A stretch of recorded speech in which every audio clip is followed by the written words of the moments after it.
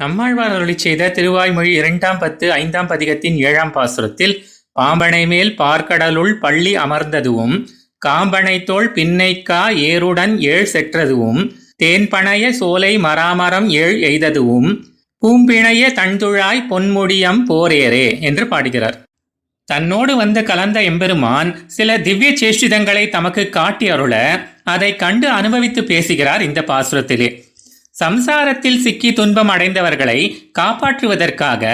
திருப்பார்கடலிலே ஆதிசேஷன் என்ற படுக்கையின் மீது சயனித்து கண் வளர்ந்து அருள்வதும், மூங்கில் போன்ற தோள்களையுடைய நப்பினை பிராட்டியை மணமுடிப்பதற்காக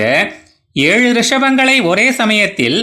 7 திருவுரு கொண்டு வலியடக்கி அவற்றை முடித்ததும்,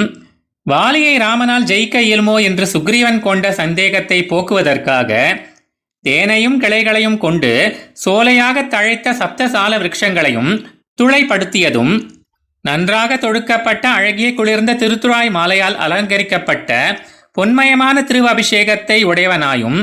நித்தியசூரிகள் அனுபவிக்கும்படி அழகியவனாயும்